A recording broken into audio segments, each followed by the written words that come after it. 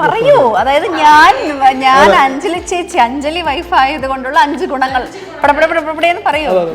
അമ്മ അച്ഛനെ ഏറ്റവും കൂടുതൽ അടി കൂടുന്നത് എന്ത് കാര്യത്തിനായിരിക്കും? ഞാൻ കുക്കൂന്നാണ് വിളിക്കാറ്. എന്തോ? ഞാൻ കുക്കൂന്നാണ് വിളിക്കാറ്. ഓക്കെ. കുക്കു ഇങ്ങനെ യൂട്യൂബിന്റെ തമ്മിലും കാര്യങ്ങളൊക്കെ ഇടുമ്പോൾ ചില സമയത്ത് നമുക്ക് ഇഷ്ടപ്പെടത്തില്ല. അപ്പൊ അത് ആയിട്ട് ഇടിപ്പിക്കും. പെട്ടെന്ന് തീപ്പൊള്ളലേറ്റു, കൈൻ്റെ മുട്ടിൻ്റെ താഴേക്ക് മുഴുവനും. അങ്ങനെ അതൊക്കെ മാറി വരികയാണ് ഇപ്പം ആളുടെ ഇതൊക്കെ കണ്ടോ, ഫുൾ പൊള്ളലേറ്റ്. അതെ, ഞാനാണെങ്കിൽ 3 സീൻ കഴിഞ്ഞു, 4ാം സീനിലാണ് ഇങ്ങനെ പറ്റിയത്. അപ്പൊ ഇനിയിപ്പോ ഒരു കാസ്റ്റിനെ മാറ്റിയാലും ഇപ്പൊ ഞാൻ ഇത്രയും ദൂരം ട്രാവൽ ചെയ്തു, ഇത്രയും സീൻ അഭിനയിച്ചു, ഇപ്പൊ പൊള്ളലേറ്റു. ഞാൻ വെച്ചു ഞാൻ തന്നെ അഭിനയിച്ച് തീർക്കാം. പക്ഷെ വേറെ പ്ലസ് പോയിന്റ് എന്താന്ന് വെച്ചിട്ടുണ്ടെങ്കിൽ, അതെ, സൂര്യാങ്കളും വന്നിരുന്നു ആ സെറ്റില്. എന്നോട് സിനിമയിൽ അഭിനയിക്കുന്നത് എങ്ങനെയായിരിക്കണം എന്നതിലുപരി ഒരു സിനിമ തിരഞ്ഞെടുക്കുമ്പോൾ അതിൽ ഒരുപാട് സജഷൻസ് പറയാറുണ്ട്. ഇനി ഇങ്ങനത്തെ സിനിമ എടുത്താൽ മതി, ഇനി ഇങ്ങനത്തെ ക്യാരക്ടേഴ്സ് എടുത്താൽ മതി എന്ന് പറയാറുണ്ട്. തുടക്കകാലം ഒരുപാട് അങ്ങനെ ഈ ഫ്രണ്ട്ഷിപ്പിന്റെ പേരിൽ പോലും നമ്മൾ ഒരുപാട് സഫർ ചെയ്തിട്ടുണ്ട്. ലൈക്ക് അടുത്ത പടത്തിൽ കാണാം, നമ്മുടെ വീട്ടിലൊരു കുട്ടിയല്ലേ. സൂര്യാങ്കിൾ എന്നോട് ഭയങ്കര സോറി ഒക്കെ പറഞ്ഞു. പിന്നെ സൂര്യാങ്കിൾ എന്നോട് ഇങ്ങോട്ട് പറഞ്ഞു ഫോട്ടോ എടുത്തോളൂ പറഞ്ഞിട്ട്. ഞാൻ ഭയങ്കര സോഷ്യലാണ്, പെട്ടെന്ന് ഫ്രണ്ട്സിനെ കണക്ട് ചെയ്യും. പക്ഷെ പുള്ളി ഒന്ന് ടൈം എടുക്കും. പ്രസവിച്ചതിന് ശേഷം ഒരു 2 months ഞാൻ എല്ലാ മീഡിയക്കാരുടെ അടുത്തും പറഞ്ഞിട്ടുണ്ടായിരുന്നു, ഇനി ഞാൻ സിനിമയിലേക്ക് ഇല്ല, എന്നെ വിളിക്കരുത് എന്ന് കറക്റ്റ് ഞാൻ എല്ലാവരുടെ അടുത്തും ഞാനൊരു അഡ്വൈസ് പറയുന്ന പോലെ പറഞ്ഞിട്ടുണ്ടായിരുന്നു. ഒരു സിനിമ കുടുംബാട്ടോ എൻ്റെ കൂടെയുള്ളത്. അഞ്ജലി ചേച്ചി, അജിത്തേട്ടൻ, ആവണിമോൾ, പിന്നെ കുഞ്ഞുവാവ. ഓക്കെ ചേച്ചി, സ്വാഗതം. സുഖായിരിക്കുന്നു? എല്ലാവരും സുഖമായിരിക്കും. വ്ളോഗിങ്ങും കാര്യങ്ങളൊക്കെ എങ്ങനെ പോകുന്നു? അടിപൊളിയായിട്ട് പോകുന്നു. കുറെ വീഡിയോസ് ഒക്കെ വരുന്നു. ആവണിമോൾക്കാണല്ലോ കൂടുതൽ വിശേഷങ്ങൾ കൂടുതൽ ചോദിക്കാൻ. എന്താ പുതിയ പ്രോജക്ട്സും കാര്യങ്ങളൊക്കെ ഏതൊക്കെയാ? എൻ്റെ ഇപ്പൊ 2 തമിഴ് റിലീസാവണു. ഒരെണ്ണം വീരധീര സൂരൻ, വിക്രമങ്ങളുടെ മോളായിട്ടാണ്. പിന്നെ ഒരെണ്ണം അതിന്റെ പേര് ഡിസൈഡ് ചെയ്തിട്ടില്ല, ഞാൻ സൂര്യാങ്കിളുടെ കൂടെയല്ല, ഞാൻ പൂജ ഹെഗ്ഡെയുടെ ചൈൽഡ്ഹുഡ് ആയിട്ട്. കാർത്തിക് സുബ്രാജ് സാറിന്റെ എല്ലാം വലിയ സ്റ്റാർസിന്റെ ഒപ്പാണ്. ചേച്ചിക്ക് എന്താ ഫീൽ ചെയ്യണം? മോള് അഭിനയിച്ച് തകർക്കാണ് തമിഴില്. സന്തോഷമുണ്ട്. ഫിനിക്സ് എന്ന് പറയുന്ന സിനിമ കണ്ട ആ ഒരു മൊമെന്റ്, ആ പടം തിയേറ്ററിൽ കണ്ട സമയം മുതലേ അവളുടെ ഒരു കാലിബർ ശരിക്കും അടുത്തറിയുകയും ക്രൂ മെമ്പേഴ്സും കൂടെയുള്ള കോ ആക്ടേഴ്സും ഒക്കെ അറിഞ്ഞതോടുകൂടി അവളെ ഞാൻ അവൾ സിനിമകൾ എടുക്കുന്നു, അവൾ അഭിനയിക്കുന്നു. പിന്നെ ഞാൻ അതിൻ്റെ പുറകെ നോക്കാറേ ഇല്ല. മെച്ചോർഡായിട്ട് ഫിലിംസ് വരുന്നു, ചെയ്യുന്നു. ഞാൻ മുമ്പൊക്കെ ആണെങ്കിൽ ഇങ്ങനെ അവണി ഒന്ന് പോകുമ്പോൾ നോക്കണേ, ശ്രദ്ധിക്കണേ എന്നൊക്കെ പറയാറുണ്ട്. ഇപ്പോൾ അവൾ ഷൂട്ടിങ്ങിന് പോകുന്നു, വരുന്നു, ഞാൻ പടം വരുമ്പോൾ കാണുന്നു. ലെവലായി. ഇപ്പം ശരിക്കും പറഞ്ഞു കഴിഞ്ഞാൽ ആവണി ഇത്രയും ഒരു എന്താ പറയുക, ഞാൻ ചെറിയൊരു വീഡിയോ കണ്ടിട്ടുണ്ടായിരുന്നു ആവണിമോളുടെ. ഇങ്ങനെ എന്താ പറയുക, ഞാൻ അമ്മയുടെ വഴി വന്നതല്ല, ഓഡീഷൻ വഴി വന്നതാണ്. അത് എനിക്ക് കേട്ടപ്പോൾ ഭയങ്കര സന്തോഷം തോന്നി. സ്വന്തം ആ ഒരു ഇതിൽ അമ്മ ആക്ട്രസ് ആണ്, സിനിമയിൽ ഒരുപാട് അഭിനയിക്കുന്നുണ്ട്, പക്ഷെ മോളാ പറയാൻ കാണിച്ച ആ ഒരു ഇത് എനിക്ക് ഭയങ്കര അടിപൊളിയായിട്ട് തോന്നി. എങ്ങനെയുണ്ടായിരുന്നു തന്നെ ഇപ്പൊ ഒറ്റയ്ക്ക് വഴി വെട്ടി വരുമ്പോൾ ഉള്ള ഫീല്? എനിക്ക് ആക്ച്വലി ആ തമിഴ് വീരധീര സൂരൻ അതിൻ്റെ ടീസർ റിലീസായി. അപ്പം എനിക്ക് ആ ഫിലിം അഭിനയിക്കുന്നതിന് മുമ്പ് എനിക്ക് വർക്ക്ഷോപ്പ് ഉണ്ടായിരുന്നു, ആ ചെന്നൈയിൽ വെച്ചായിരുന്നു. അപ്പം അതിൽ എനിക്കൊരു സീൻ തന്നു, ഞാൻ അഭിനയിച്ചു. ഞാൻ 2-3 പ്രാവശ്യം ഞാൻ കാണിച്ചു കൊടുത്തു. എല്ലാപ്പോഴും വിക്രമങ്ങളൊക്കെ ഉണ്ടായിരുന്നു, ഞങ്ങളെല്ലാവരും ഗെയിംസ് ഒക്കെ കളിച്ചു, നല്ല എൻജോയ്മെൻ്റ് ആയിരുന്നു. പിന്നെ വീട്ടിലെത്തിയപ്പോൾ അവനെ ഇങ്ങനെ സെലക്ട് ചെയ്തിട്ടുണ്ട്. അല്ല, അങ്ങനെ കാർത്തിക് സുബ്രാജ് സൂര്യയുടെ അദ്ദേഹത്തിൻ്റെ പടത്തിലും ഇങ്ങനെ തന്നെ ആയിരുന്നു. ഒരു സീൻ അയച്ചു തന്നു, അത് അഭിനയിച്ച് കാണിച്ചു കൊടുത്തു. മിക്ക സിനിമയും അങ്ങനെ ഓഡിഷൻ വഴി തന്നെയാണ്. അപ്പം അതും നമുക്കും ഒരു സന്തോഷമാണ്. അവളുടെ ശരിക്കുള്ള കാലിബർ അറിഞ്ഞിട്ടാണല്ലോ വിളിക്കുന്നത്. ഒരു റെക്കമെൻഡേഷനോ കാര്യങ്ങളോ ഒന്നും ഇല്ലാതെ വിളിക്കുമ്പോൾ അതൊരു സന്തോഷം. ചേട്ടാ, ബിസിനസ്സും എന്താ പറയുക, ഫാമിലി ലൈഫൊക്കെ എങ്ങനെ പോകുന്നു? ബേസിക്കലി ഞാനൊരു ഡയറക്ടറാണ്, ആഡ് ഫിലിം ഡയറക്ടറാണ്. അതിൻ്റെ ഇടയിൽ ഞങ്ങൾ ബിസിനസ്, പക്ഷേ കൂടുതലും ഞങ്ങൾ ബിസിനസ്സിന് കുറച്ചുകൂടെ ഫോക്കസ് ചെയ്യുന്നുണ്ട്. കോർപ്പറേറ്റ് ഗിഫ്റ്റിംഗ് ബിസിനസ് ഉണ്ട്, ലൈക്ക് അമർല ഡയറി, പെൻ, മെമന്റോ, ട്രോഫി, ഒരുപാട് സാധനങ്ങൾ ബ്രാൻഡ് ചെയ്ത് ബൾക്കായിട്ട് കൊടുക്കുന്ന ഗിഫ്റ്റിംഗ് ബിസിനസ് ഉണ്ട്. അത് മാത്രമല്ല വേറെ കുറച്ചുണ്ട്. ഇതും കൂടെ ഒന്ന് ഫോക്കസ് ചെയ്ത് പോകുന്നുണ്ട്. അതെ, ഞങ്ങൾക്ക് പ്രൊഡക്ഷൻ്റെ പരിപാടി ഒന്നും അറിയില്ല, അതങ്ങനെ ഫ്ലോ പോലെ നടന്നു പോകുന്നു, അത്രേ ഉള്ളൂ. ഞങ്ങളുടെ ഒരു പ്രൊഡക്ഷൻ കമ്പനി ഉണ്ട് ഫിലിമിന്റെ, അപ്പൊ അതിന്റെ കുറെ വർക്കുകൾ ഇപ്പൊ ബിഹൈൻഡ് നടക്കുന്നുണ്ട്. സോ എല്ലാം സംഭവിക്കുന്നു, അതിൻ്റെതായ സമയം വരുമ്പോൾ എല്ലാം ട്രാക്കിൽ കറക്റ്റായിട്ട് വരും എന്നുള്ള രീതിയിൽ സംഭവിക്കുന്നു. ഈ ബിസിനസിന്റെ കാര്യങ്ങൾ പെട്ടെന്ന് എന്താ പറയാ കുറച്ച് പ്ലാനിങ്ങോട് കൂടി ചെയ്ത് അതൊക്കെ എങ്ങനെയാ കറക്റ്റായിട്ട് നിങ്ങൾ രണ്ടുപേരും കൂടി ഡിസൈഡ് ചെയ്ത് അങ്ങനെയാണോ പോവാറുള്ളത്? പ്ലാനിങ് എന്ന് പറഞ്ഞാൽ ഞങ്ങൾക്ക് പ്ലാനിങ് ഒന്നുമില്ല. അത് ഇപ്പോൾ ഈ അഞ്ജലി പറഞ്ഞതുപോലെ ഞങ്ങൾക്ക് സഡൻ തോന്നുന്ന കുറച്ച് പ്ലാൻസ് ഉണ്ട്, പക്ഷെ അത് ഞങ്ങൾ കറക്റ്റായിട്ട് ഇംപ്ലിമെന്റ് ചെയ്യുന്നുണ്ട്. അത് ഞങ്ങളുടെ ബിസിനസ് പ്ലാൻസ് ആണോ ഉദ്ദേശിച്ച്, ബിസിനസ്സിലുള്ള പ്ലാൻസ് ആണോ? അല്ല, ബിസിനസ് പ്ലാൻസ് നിങ്ങൾ നേരത്തെ മുതൽ ഒരുപാട് മുമ്പ് തുടങ്ങിയതൊന്നും ആയിരിക്കില്ലല്ലോ ചിലപ്പോൾ പെട്ടെന്ന്. ഞങ്ങളിപ്പോ ഇതൊരു 3-4 വർഷമായി ഇപ്പൊ ഗിഫ്റ്റിങ്ങിന്റെ ബിസിനസ്. അതല്ലാതെ ഇപ്പൊ പ്രൊഡക്ഷൻ കമ്പനി ഞങ്ങൾ കുറച്ച് അധിക കാലമായി അതിന്റെ പുറകെ നമ്മൾ വർക്ക് ചെയ്യുന്നു. അപ്പൊ നമ്മൾ എന്തുണ്ടെങ്കിലും നമ്മളിങ്ങനെ പുതിയതായിട്ട് ഓരോ കാര്യങ്ങൾ ചെയ്യാനായിട്ട് ശ്രമിച്ചുകൊണ്ടിരിക്കുകയാണ്. അത്തരം കാര്യങ്ങൾ നമ്മൾ പ്ലാൻ ചെയ്യും. വൺസ് അത് വർക്ക് തുടങ്ങിക്കഴിഞ്ഞാൽ തിരക്കുകൾ അനുസരിച്ച് ഇദ്ദേഹം ഒന്നെങ്കിൽ ഡീൽ ചെയ്യും, അല്ലെങ്കിൽ ഇദ്ദേഹം തിരക്കിലാണെങ്കിൽ ഞാൻ അതെടുത്ത്, എൻ്റെ സിനിമയുടെ തിരക്കില്ലെങ്കിൽ ഞാൻ ബിസിനസ്സിന്റെ ഡീൽ ചെയ്യും കാര്യങ്ങൾ. അങ്ങനെ പോകുന്നത്. ഇപ്പോൾ ചേട്ടൻ ഫിലിം മേക്കറാണ്, അപ്പോൾ ചേച്ചിയോട് എന്തെങ്കിലും സജഷൻസോ കാര്യങ്ങളോ ഒക്കെ പറഞ്ഞു കൊടുക്കാറുണ്ടോ? അല്ലെങ്കിൽ ഇങ്ങനെ ചെയ്യണം, അങ്ങനെയൊക്കെ ചെയ്യണം, അങ്ങനെ ചെയ്താൽ നന്നായിരുന്നു, അങ്ങോട്ടും ഇങ്ങോട്ടും പറയാറുണ്ട്. അല്ല, ഞങ്ങൾ രണ്ടുപേരും അങ്ങോട്ടും ഇങ്ങോട്ടും പറയാറുണ്ട്. എന്നോട് സിനിമയിൽ അഭിനയിക്കുന്നത് എങ്ങനെയായിരിക്കണം എന്നതിലുപരി ഒരു സിനിമ തിരഞ്ഞെടുക്കുമ്പോൾ അതിലൊരുപാട് സജഷൻസ് പറയാറുണ്ട്.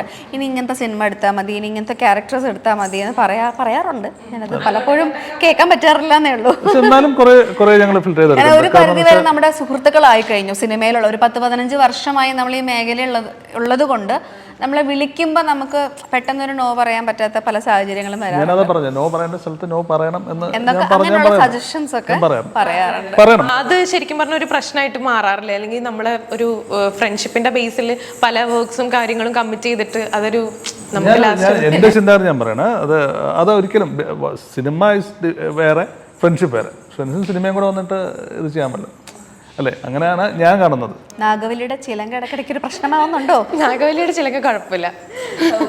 നമ്മൾ ഫ്രണ്ട്ഷിപ്പ് എന്ന് പറഞ്ഞിട്ട് ഒട്ടും മോശമായിട്ടുള്ള ഒരു റോള് ഫ്രണ്ട്ഷിപ്പിന്റെ ബേസിൽ പോയി ചെയ്തു കൊടുക്കണം എന്ന് പറയുന്നത് അതൊക്കെ തെറ്റായിട്ടുള്ളതാണ്. നമ്മൾ വിളിക്കുന്നതും തെറ്റാണ്, നമ്മൾ പോയി ചെയ്യുന്നതും തെറ്റാണ് ഫ്രണ്ട്ഷിപ്പിന് മുന്നിൽ.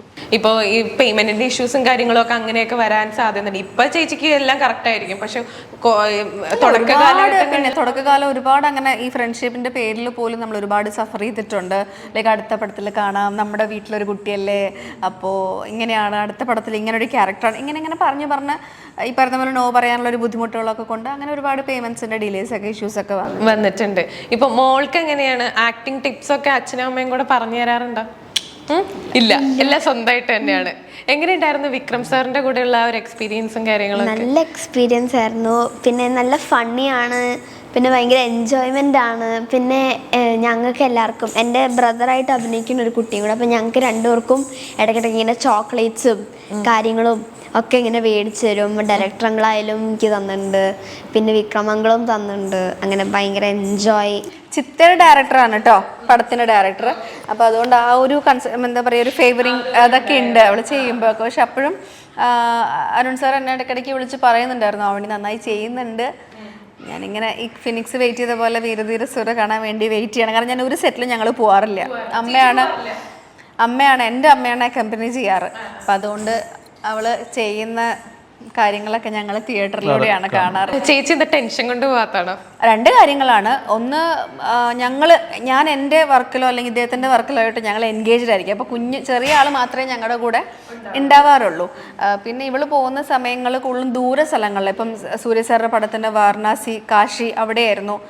വിക്രം സാറിൻ്റെ പടത്തിൽ മധുരയിലായിരുന്നു. അപ്പോൾ കുഞ്ഞിനെയും കൊണ്ട് എനിക്ക് അത്രയും ദൂരം ട്രാവൽ ചെയ്യാൻ പറ്റുന്ന ഒരു ബുദ്ധിമുട്ട് ഞങ്ങൾക്ക് ഇല്ല. അപ്പോൾ അതുകൊണ്ടാണ് അവളും അമ്മയും കൂടെ സുഖമായിട്ട് പോയിടെ. അടിപൊളിയായിരുന്നു. അമ്മയുടെ അടുത്ത് വിശേഷങ്ങളൊക്കെ പറയായിരുന്നോ? ഇല്ലെങ്കിൽ ഇങ്ങനെ ഉണ്ടായി അമ്മ എന്നൊക്കെ രാത്രിയാകുമ്പോൾ സെറ്റിലെ വിശേഷങ്ങൾ പറയാറുണ്ട്. സിനിമ വിശേഷം ഞാൻ ചോദിക്കാറില്ല. ഇന്ന് എന്ത് സീൻ ചെയ്തു, ഇന്നത്തെ സീനിൽ എന്താ ഉണ്ടായേ, അങ്ങനെയൊന്നും ചോദിച്ചാലും ഞാൻ പറഞ്ഞു കൊടുക്കുമല്ലോ.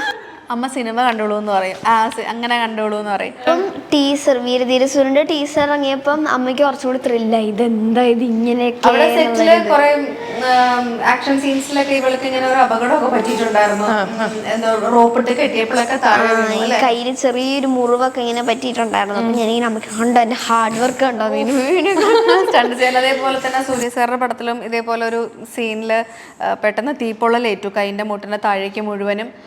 അങ്ങനെ അതൊക്കെ മാറി വരികയാണ് ഇപ്പോൾ ആളുടെ. ഇതൊക്കെ കണ്ടോ, ഫുൾ പൊള്ളലേറ്റ് ഉണ്ടല്ലേ ഇങ്ങനെ ഇപ്പൊ ഹാർഡ് വർക്കിന്റെ അത് വെച്ചിട്ട് അവൾ അഭിനയിച്ചു എന്നുള്ളതാണ്. അവളുടെ അടുത്ത് ചോദിച്ചു മോളെ മാറ്റി വെക്കണോ, കാസ്റ്റിംഗ് മാറ്റണോ എന്നൊക്കെ ചോദിച്ചു. പക്ഷെ അവള് പറയണ അമ്മ ഞാൻ വന്നു, എനിക്ക് ഇങ്ങനെ സംഭവിച്ചു, ഇനി ഞാൻ പടം ചെയ്തിട്ടേ വരൂ. അതെ, ഞാനാണെങ്കിൽ 3 സീൻ കഴിഞ്ഞു, 4ാം സീനിലാണ് ഇങ്ങനെ പറ്റിയത്. അപ്പൊ ഇനിയിപ്പോ അവര് കാസ്റ്റിനെ മാറ്റിയാലും ഇപ്പൊ ഞാൻ ഇത്രയും ദൂരം ട്രാവൽ ചെയ്തു, ഇത്രയും സീൻ അഭിനയിച്ചു, ഇപ്പൊ പൊള്ളി വെച്ചു. ഞാൻ വെച്ചു ഞാൻ തന്നെ അഭിനയിച്ച് തീർക്കാം. പക്ഷെ വേറെ പ്ലസ് പോയിന്റ് എന്താന്ന് വെച്ചിട്ടുണ്ടെങ്കിൽ അതെ, സൂര്യാങ്കളും വന്നിരുന്നു ആ സെറ്റില്. സൂര്യാങ്കളും പൂജാന്റിയും ഒക്കെ വന്നിരുന്നു. ഞാൻ അവരെ മീറ്റ് ചെയ്തു എന്നുള്ളതാണ് അതൊരു പ്ലസ് പോയിന്റ്. അപ്പൊ ഞാൻ പൊള്ളിയതെല്ലാം മറന്നു. പൊള്ളിയ വേദനയൊക്കെ എനിക്കൊന്നും പ്രശ്നമേ അല്ല. പക്ഷെ സൂര്യാങ്കിൾ എന്നോട് ഭയങ്കര സോറി ഒക്കെ പറഞ്ഞു. പിന്നെ സൂര്യാങ്കിൾ എന്നോട് ഇങ്ങോട്ട് പറഞ്ഞു ഫോട്ടോ എടുത്തോളൂ പറഞ്ഞിട്ട് ഞങ്ങൾ ഫോട്ടോ എടുത്തു. അതെ, നമ്മൾ സാധാരണ അങ്ങോട്ട് ചോദിച്ചിട്ടായിരിക്കും ഫോട്ടോ എടുക്കുക, ഇത് ഇങ്ങോട്ട് എടുത്തോളാം. പിന്നെ പൂജാന്റിയുടെ അടുത്തും പോയി, പൂജാന്റിയുടെ ഫോൺ എടുത്തിട്ട് ഫോട്ടോ എടുത്തു. അങ്ങനെ എക്സ്പീരിയൻസ് ഉണ്ടായി. എല്ലായിടത്തും നല്ല നല്ല എക്സ്പീരിയൻസ് ആയിരുന്നു. ഇപ്പൊ ചേട്ടാ, അജിത്തേട്ടന്റെ വൈഫാണ് അഞ്ജലി ചേച്ചി വൈഫായതിൽ ഒരു 5 പ്ലസ് പോയിന്റ്സ് അല്ലെങ്കിൽ ഒരു പോസിറ്റീവായിട്ടുള്ള ഒരു 5 പോയിന്റ്സ് എന്തൊക്കെയാ? പറയൂ. അതായത് ഞാൻ അഞ്ജലി വൈഫ് ആയത് കൊണ്ടുള്ള 5 ഗുണങ്ങൾ പറയൂ. ഞാൻ കുറെ ഉണ്ട്. അപ്പൊ ഞാൻ ഏതാണ് നല്ലത് നോക്കി ഒരുപാടുള്ളതുകൊണ്ട് നല്ലത് ഏതാണ് സെലക്ട് ചെയ്ത് പറയാന്ന് വിചാരിച്ചിട്ട്. അതാണ് എന്താ പറയാ, നല്ല ഫ്രണ്ടാ, എല്ലാ കാര്യങ്ങളും ഭയങ്കര അവളുടെ പ്ലസ് വൺ വെച്ചാൽ അവളൊരു ബിസിനസ് വുമൺ ആവാൻ പറ്റിയ ഒരു കാലിബർ ഉള്ളൊരു വ്യക്തിയാണ്. എന്റെ ഗുണങ്ങളല്ല, അതെ താങ്കൾക്ക് കിട്ടിയ ഗുണങ്ങളാണ്. പറഞ്ഞോട്ടെ, 5 പറയണ്ട ചേച്ചി. 5 ഏതൊക്കെയാണെന്നുള്ളത് അത് മയക്കം കൊണ്ടുപോയി. അത് വെൽക്കം ടു ഫോറിനേഴ്സ് പറയുന്നു. അതുപോലെ നല്ല കുക്കാണ്. അതെ, അത് കുറച്ച് പൊകഴ്ത്ത് കേട്ടോ. എന്താ വെച്ചാൽ ഞാൻ 100% ഒരു 1%, 2% തിരക്കിന്റെ ഇടയിൽ വല്ലപ്പോഴും വെക്കുള്ളൂ. Not the point. ഞാൻ വല്ലപ്പോഴേ വെക്കാറുള്ളൂ. വെക്കുന്ന സമയത്ത് നന്നായിട്ട് വരുന്നുണ്ട് എന്ന് പറയാറുണ്ട്.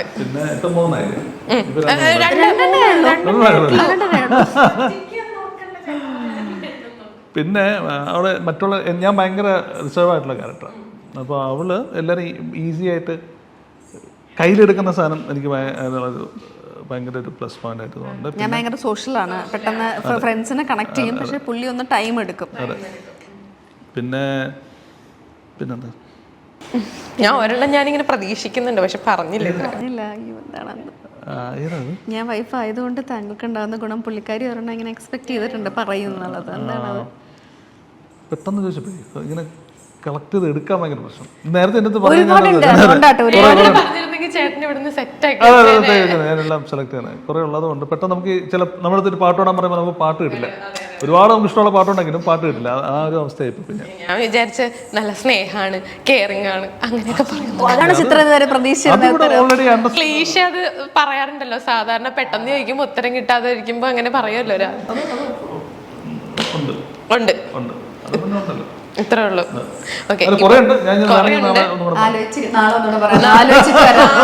ഇപ്പോ ആക്ടിങ് എന്നുള്ള ഒരു പാഷൻ ആണെന്നുണ്ടെങ്കിലും അതൊരു അതിജീവന മാർഗം എന്നുള്ള രീതിയിലേക്ക് ആവുമ്പോഴേക്കും നമ്മൾ കറക്റ്റ് സെലക്റ്റീവായിട്ട് ചൂസ് ചെയ്യുന്ന ഓരോ ക്യാരക്ടേഴ്സ് ഉണ്ടല്ലോ, അത് ചേച്ചി പണ്ട് മുതലേ ശ്രദ്ധിക്കാറുണ്ടായിരുന്നു? ഒരിക്കലും ഇല്ല. ഞാൻ പറഞ്ഞല്ലോ, ഇപ്പൊ ഞാൻ 150-ൽ മേലെയുള്ള സിനിമകളായി. അപ്പം അങ്ങനെ വരുന്ന സമയത്ത് നമ്മൾ ചില സമയത്ത് നമ്മുടെ സാഹചര്യങ്ങൾ നമ്മൾ സിനിമ എടുക്കാൻ പ്രേരിപ്പിക്കും. സിനിമയാണ് അതിൻ്റെ ഒരു എന്താ പറയുക, അത് മനസ്സിലാക്കിയ ഒരു മൊമെൻ്റാണ് എപ്പോഴും നമ്മൾ ലെഫ്റ്റ് ഹാൻഡിലൊരു ബിസിനസ് അല്ലെങ്കിൽ ഒരു വർക്ക് നമ്മൾ ചെയ്യണമെന്ന് റിയലൈസ് ആവുന്നത് ആ സമയത്താണ്. അപ്പം അങ്ങനെയാണ് ഞങ്ങൾ ബിസിനസ്സിൽ കൂടുതലും കോൺസെൻട്രേറ്റ് ചെയ്തത്. സിനിമ എന്ന് പറയുന്നത് ഒരു ലക്ക് ഫാക്ടർ ഭയങ്കരമായിട്ടുള്ളൊരു കാര്യമാണ്. ഞങ്ങൾക്ക് രണ്ടുപേർക്കും ബിസിനസ് ഒരു ഇൻട്രസ്റ്റ്, ഒരു പാഷനായിട്ടുള്ളൊരു സാധനമാണ്. എനിക്ക് ഭയങ്കര ബിസിനസ്സിനോട് ഭയങ്കര ഇൻട്രസ്റ്റാണ്. സോ അപ്പോൾ ഔക്കുണ്ട് അത് അഞ്ജലിക്ക് ഒരുപാട് ബിസിനസ്സുകൾ ചെയ്യാൻ വേണ്ടി അന്ന് പ്ലേ സ്കൂളും കാര്യങ്ങളൊക്കെ സ്റ്റാർട്ട് ചെയ്തു. പക്ഷേ അൺഫോർച്ചുനേറ്റ്ലി കോവിഡിൻ്റെ പ്രശ്നങ്ങളൊക്കെ കാരണം അത് ക്ലോസ് ചെയ്യേണ്ടി വന്നു. അപ്പോൾ അവളിലും ഒരു ബിസിനസിൻ്റെ ഒരു ഇത് കിടപ്പുണ്ട്, എൻ്റെ ഉണ്ട്. അപ്പം നമ്മളത് മുന്നോട്ട് ഒരുമിച്ച് വന്നപ്പോൾ നമ്മൾ അങ്ങനെ കുറച്ചും കൂടി എലാബറേറ്റ് ചെയ്യാൻ വേണ്ടി രണ്ടുപേർക്കും ഒരേ ഇൻട്രസ്റ്റ് ആയപ്പോൾ കറക്റ്റായിട്ട് കാര്യങ്ങൾ പോകാൻ തുടങ്ങി. അമ്മ അച്ഛനെ ഏറ്റവും കൂടുതൽ അടി കൂടുന്നത് എന്ത് കാര്യത്തിനായിരിക്കും? അമ്മയും അച്ഛനും തമ്മിൽ അടി കൂടുന്നതോ? അടി കൂടാറില്ല. കൂടാറില്ലേ? പോരട്ടെ. ഞാൻ കുക്കു എന്നാണ് വിളിക്കാറ്. എന്തോ? ഞാൻ കുക്കു എന്നാണ് വിളിക്കാറ്. ഓക്കെ. കുക്കു ഇങ്ങനെ യൂട്യൂബിന്റെ തമ്മിലും കാര്യങ്ങളൊക്കെ ഇടുമ്പോ ചില സമയത്ത് നമുക്ക് ഇഷ്ടപ്പെടത്തില്ല, അപ്പൊ അത് ആയിട്ട് ഇടിപ്പിക്കും. അത് ദേഷ്യമായിട്ട് പറയാൻ പറ്റില്ല, അതൊരു അല്ല. ഞാൻ ചോദിക്കും എത്ര ഫോട്ടോസ് ഉണ്ട്, ഇത് തന്നെ കറക്റ്റ് ആയിട്ട് പോയി തമ്മിൽ ഇടണമെന്ന് തന്നെ ഞാൻ എപ്പോഴും ചോദിക്കും. അപ്പോൾ എങ്ങനെയെങ്കിലും ഒന്ന് എഡിറ്റ് ചെയ്ത് തിരക്കിൻ്റെ ഇടയിൽ ഇടാന്ന് വിചാരിക്കുമ്പോൾ അപ്പം അവള് ഒരു അഭിപ്രായമായിട്ട് വരുന്നവരോട് ചോദിക്കാറുണ്ട്. അത് അടിയല്ല, ചുമ്മാ അങ്ങോട്ടും ഇങ്ങോട്ടും ഒരു ഡിബേറ്റ് പോലെ അങ്ങനെ പറയും. അടിയില്ലെന്നൊന്നും പറയില്ല, അടിയൊക്കെ ഉണ്ട്. അത് എല്ലാ ഫാമിലീസും ഉള്ള പോലെ അടിയൊക്കെ ഉണ്ട്. അതെ. ഇപ്പോൾ നിങ്ങളുടെ ഒരു ഇന്റർവ്യൂവിന്റെ ചെറിയൊരു ക്ലിപ്പിംഗ് ഉണ്ടായിരുന്നു, നിങ്ങൾ കോഡ് ഭാഷകൾ യൂസ് ചെയ്യാറുണ്ടെന്നുള്ളത്. അത് ഇന്നും കൂടെ ഉണ്ടായിരുന്നു കേട്ടോ, ഇന്നും കൂടെ ശരിയാ, ഇന്നുണ്ടായിരുന്നില്ല. ഇന്ന് ഞങ്ങളൊരു പരിപാടിക്ക് പോയപ്പോൾ ഞാൻ സ്റ്റേജിൽ ഇരുന്നിട്ട് ഇങ്ങനെ പറയുന്നുണ്ട്. പുള്ളിക്ക് മനസ്സിലായപ്പോൾ എൻ്റെ അടുത്ത് വന്നിട്ട് നീ എന്താ പറഞ്ഞതെന്ന് വെച്ചപ്പോൾ ഞാൻ പെട്ടെന്ന് ചെവിയിൽ ആ കോഡ് ഭാഷ പറഞ്ഞിട്ടുണ്ടായിരുന്നു. ശരി, അത് കുറെ കാലങ്ങൾക്ക് ശേഷം ഞാൻ ആ കോഡ് ഭാഷ പറഞ്ഞു. ശരി. ഇപ്പൊ നിങ്ങളിപ്പോ ഏത് കോഡ് ഭാഷ? കാരണം ലാംഗ്വേജസ് ഒക്കെ മോൾക്ക് അറിയാം, അപ്പൊ പിന്നെ നിങ്ങൾ ഇനി ഇങ്ങനെ ആയിരിക്കും അങ്ങനെ കാണിക്കായിരിക്കും. ഇപ്പൊ അവളുടെ അടുത്ത് പറയും അവണേ ഒരു മിനിറ്റ്. ഇപ്പൊ ചെറുതിലായിരിക്കുമ്പോൾ അങ്ങനെ പറ്റിക്കാൻ പറ്റില്ലല്ലോ, പെട്ടെന്ന് അവളത് പറയും. ഇപ്പൊ അവണി ഒരു മിനിറ്റ് നീ ഒന്നങ്ങോട്ട് നീങ്ങിക്ക്, ഞാൻ ഒരു കാര്യം പറയട്ടെ എന്ന് പറഞ്ഞിട്ട് അങ്ങനെ പറയാം. ഞാനിങ്ങനെ നോക്കും, പക്ഷെ കിട്ടില്ല അല്ലേ? ഇപ്പോഴും മനസ്സിലാവില്ല എന്നല്ല, ഞാനിങ്ങനെ ശ്രമിക്കും ഇങ്ങനെ കേൾക്കാം, പക്ഷെ എനിക്ക് കേൾക്കാൻ പറ്റില്ല. അത്ര നല്ല ഇങ്ങനെ അങ്ങനെ അതിലിവര് ഭയങ്കര എക്സ്പേർട്സ് ആണ്, അതുകൊണ്ടായിരിക്കും. ഇപ്പൊ ഞാൻ ഇടയ്ക്ക് യൂട്യൂബിൽ ഇങ്ങനെ ഒരു ക്ലിപ്പിംഗ് കണ്ടിട്ടുണ്ടായിരുന്നു. മോളുടെ ബർത്ത്ഡേയുടെ ഒരു സമയത്ത് ജിൻഡോ ചേട്ടൻ ഇങ്ങനെ സൈഡിലേക്ക് ഇങ്ങനെ തള്ളുന്ന രീതിയിലുള്ള ഒരു എങ്ങനെയാണ് അങ്ങനെയുള്ള വിഷയങ്ങൾ വരുന്നേന്നുള്ളതാണ്. അത് ഞാൻ പറയട്ടെ, ആദുവിന്റെ ബർത്ത്ഡേ ടൈം ആയിരുന്നല്ലോ, അപ്പൊ ജിൻഡോ അങ്കിൾക്ക് ജസ്റ്റ് ഒന്ന് എന്നെ ഒന്ന് നീക്കിയതാ. പക്ഷെ അത് ആരൊക്കെയോ പഠിച്ച യൂട്യൂബ് ചാനൽ ജിൻഡോ അഞ്ജലി നായരുടെ അതെ അഞ്ജലി നായരുടെ മോളെ നീക്കി മാറ്റി. ഇപ്പൊ ദുൽഖർ മറ്റേ കൈ തട്ടി മാറ്റി, അതിന് മുന്നുള്ള സാധനങ്ങൾ ആരും കാണുന്നില്ല. അത് അതിനെ സപ്പോർട്ട് ചെയ്യാൻ കുറെ ആളുകൾ ഉണ്ടായിരുന്നു എന്നുള്ളതാണ്. ചേച്ചിക്ക് അത് കണ്ടപ്പോ ഫസ്റ്റ് എന്താ തോന്നുന്നത്? കാരണം എനിക്ക് ഭയങ്കര ഫണ്ണായിട്ടാ തോന്നിയത്. കാരണം നമ്മളാരും പിന്നെ കാരണം അതൊന്നും ആരും വേണമെന്ന് വെച്ചിട്ടോ അല്ലെങ്കിൽ അങ്ങനെയൊന്നും അല്ല. ആ സമയത്ത് അങ്ങനെയൊക്കെ വന്നു, അത് കറക്റ്റായിട്ട് പോയിന്റ് ഔട്ട് ചെയ്ത് അതിൽ നിന്ന് വിഷ്വൽസ് എടുത്തിട്ട് ഇങ്ങനെ കമൻറ്റ് ചെയ്യുമ്പോൾ ആഫ്റ്റർ ഓൾ എല്ലാവരുടെയും ജോബല്ലേ ചെയ്യുന്നത്. അത് ചിലപ്പം നല്ല രീതിയിലും ചെയ്യാം, അല്ലാത്ത രീതിയിലും ചെയ്യാം. ഫൈനലി ഇത് output should be very successful എന്നുള്ള രീതിയിൽ അങ്ങനെ പല ട്രോൾസും വരാറുണ്ട്. അത് അവരുടെ ഒരു ജീവിത മാർഗം. അത് കഴിഞ്ഞിട്ട് ജിൻഡോ ചേട്ടനായിട്ട് സംസാരിച്ചായിരുന്നു ഈ കാര്യത്തിൽ ഇഷ്ടം പോലെ പ്രാവശ്യം. പിന്നെ ഇനോഗ്രേഷൻസിനെ കണ്ടു, വെഡിങ്സിനെ കണ്ടു, നമ്മുടെ ഉദ്ഘാടനം ചെയ്തതും പിന്നെ അതേപോലെ നമ്മുടെ മുടിയന്റെ കല്യാണത്തിന് വെച്ച് കണ്ടു. ഇപ്പോ ചേച്ചി പ്രതീക്ഷിക്കാതെ ഒരു ആഡ് ഫിലിമിലേക്ക് വന്ന ഒരാളാണ്. അങ്ങനെ വന്നിട്ട് പിന്നെ കുറേ ഓഫേഴ്സ് കിട്ടി, അങ്ങനെ ഈ ഒരു ഫീൽഡിലേക്ക് നിറഞ്ഞു വന്ന ഒരാളാണ്. അപ്പോൾ ചേച്ചി അന്ന് ഈ തുരുതുരാ ഓഫേഴ്സ് ഒക്കെ വന്നപ്പോൾ ചേച്ചി അന്നാണോ വിചാരിച്ചത് എൻ്റെ ലൈഫ് സിനിമയാണ് എന്നുള്ള രീതിയിലല്ല? ഞാൻ ഇവളെ പ്രസവിച്ചതിന് ശേഷം ഒരു 2 months ഞാൻ എല്ലാ മീഡിയക്കാരുടെ അടുത്തും പറഞ്ഞിട്ടുണ്ടായിരുന്നു, ഇനി ഞാൻ സിനിമയിലേക്ക് ഇല്ല, എന്നെ വിളിക്കരുത് എന്ന് കറക്റ്റ് ഞാൻ എല്ലാവരുടെ അടുത്തും ഞാനൊരു അഡ്വൈസ് പറയുന്ന പോലെ പറഞ്ഞിട്ടുണ്ടായിരുന്നു. പക്ഷേ ഒരു 6 മാസം ഇവൾക്കായ സമയത്ത് ഒരു ജോൺ റോബിൻസൺ എന്ന് പറയുന്ന അദ്ദേഹം ആൽബി ക്യാമറമാനൊക്കെ ചെയ്തിരുന്ന ഒരു പരസ്യം, ഒരു ഹെയർ ഓയിലിൻ്റെ പരസ്യമാണ്. അതൊന്ന് വന്ന് ചെയ്തു തരുമെന്ന് ചോദിച്ചു.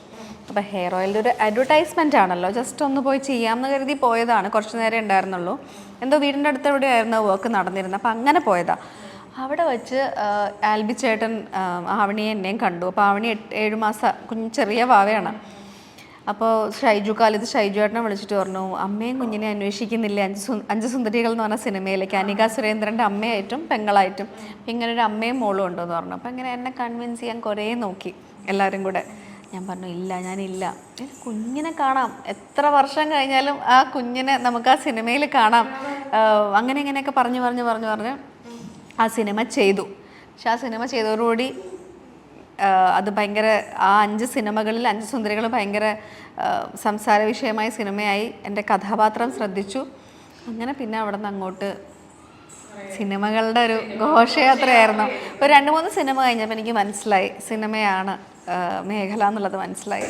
ശരിക്കും പറഞ്ഞാൽ ദൃശ്യം ആ ഒരു ഫിലിമിൽ സരിത എന്ന് പറഞ്ഞിട്ടുള്ള ആ ഒരു റോള് ഒരു എന്താ പറയാ ഒരു ബ്രേക്ക് തന്നിട്ടുള്ള ഒരു ഇതായിരുന്നു. ബ്രേക്കല്ല, ഒരു സിഗ്നേച്ചർ മൂവി ആയിട്ട് എനിക്ക് തോന്നിയ പടമാണ് ദൃശ്യം 2. അപ്പോൾ ആ ഒരു സമയത്തൊക്കെ ചേച്ചി ഇപ്പോൾ ഒരുപാട് എന്താ പറയുക സ്ട്രഗ്ലിംഗ് ടൈമും ഉണ്ടായിരുന്നു. എന്നാൽ ഈ ഒരു റോള് കിട്ടിയപ്പോഴേക്കും ചേച്ചിക്ക് എന്തായിരുന്നു അന്നേരം ആളുകളൊക്കെ പറഞ്ഞിട്ടുണ്ടായിരുന്നു? സ്ട്രഗിൾ തുടങ്ങിയത് അവിടെയല്ല, 2015 സംസ്ഥാന അവാർഡ് നേടിയതിന് ശേഷം തുടങ്ങിയ സ്ട്രഗിളാണ്. കാരണം അവാർഡ് കിട്ടിയപ്പോൾ എല്ലാവരും വിളിക്കാൻ തുടങ്ങിയത് അയ്യോ അവാർഡ് കിട്ടിയതുകൊണ്ട് വിളിക്കുന്നില്ല കേട്ടോ, ഇനി നമ്മൾ കഥാപാത്രങ്ങൾ സൂക്ഷിച്ച് തന്നില്ലെങ്കിൽ ശരിയല്ലല്ലോ, പിന്നെ നമ്മൾ ചെയ്യാൻ പോകുമ്പോൾ അവാർഡ് കിട്ടിയ ആളല്ലേ അപ്പോൾ അതുകൊണ്ട് നമ്മൾ പറഞ്ഞു തരേണ്ട കാര്യമൊന്നുമില്ലല്ലോ ഇനിയിപ്പോൾ അങ്ങനെ പല രീതിയിലുള്ള അഭിപ്രായ വ്യത്യാസങ്ങളും ഒക്കെ വന്നു. അവിടെ നിന്നൊരു സ്ട്രഗിൾ ഉണ്ടായിരുന്നു.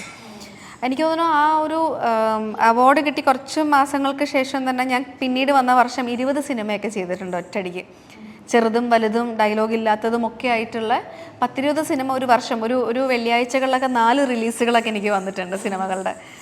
അതൊരു വലിയ സ്ട്രഗിളായിരുന്നു അത് ഓവർകം ചെയ്യാന്നുള്ളത്. അങ്ങനെ ഇരിക്കുമ്പോഴാണ് ദൃശ്യം 2 എന്ന് പറയുന്ന ഒരു ഗിഫ്റ്റ് എനിക്ക് ജിത്തു സാർ തരുന്നത്. മുഴുനീള കഥാപാത്രമായിരുന്നു, എല്ലാവരും കണ്ട സിനിമയാണ്, എല്ലാവരും ഓർത്തിരിക്കുന്ന കഥാപാത്രമാണ്. ഇന്നും ഞാനൊരു വേദിയിൽ ഒരു പരിപാടി കഴിഞ്ഞ് വന്നപ്പോൾ അവിടെ നിന്ന് എല്ലാവരും ഈ സരിതയെ പറ്റിയിട്ടായിരുന്നു ചർച്ച മുഴുവൻ.